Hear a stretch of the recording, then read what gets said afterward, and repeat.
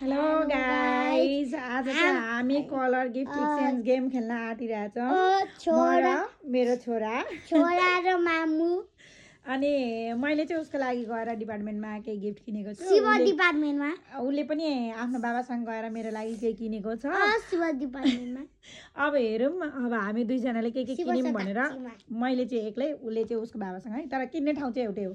ल ठिक छ पहिले कुन कलर बाबु वेल्लो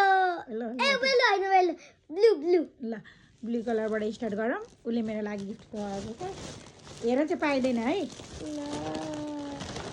म तपाईको लागि रेडी गरेर राखेको छु ल पहिले निकाल नि तिमी के हो हेर सेन्टर प्लेस टाइम ल ठिक छ मुखहरू दाँतहरू सबै एकरा खुन्छ यो चाहिँ तिम्रो लागि है ल सेन्टर प्लेस अब म भन्छु है अब येलो कलर वेल्लो कलर ल्याउ तिम्रो लागि दुईटा थ्याङ्क यू अब म है यो चाहिँ टिकटकमा एकदम भाइरल भएको बिस्कुट मैले देखेर उसको लागि किनेको है यो माल्किस्टी के हो ल किन भन्छ तपाईँको मामु अब अर्को कलर तिमी भन कुन कलर ग्रीन कलर नहेर है हो त आफ्नो निकाल है मेरो त ग्रीन कलरमा यो छ ल चाउ चाउ मैले चाहिँ उसको लागि ल्याएको छु लेज ग्रिन कलरको लेज है यो त मेरो लागि धेरै मिठो हुन्छ ल अब कुन कलर अब रेड कलर है रेड कलर है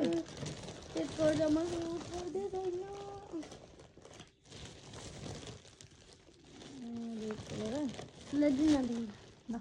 यो तिम्रो लागि सानो स्प्याड के होइन स्प्याडर होइन यो के भन्छ नि थोर बेसी थर थोरका हतोडा यो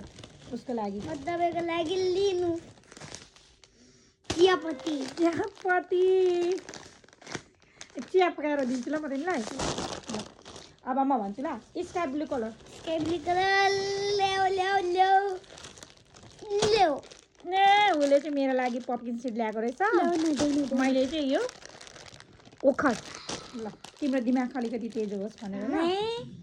अब म भन्छु अब तिमी भन कुन कलर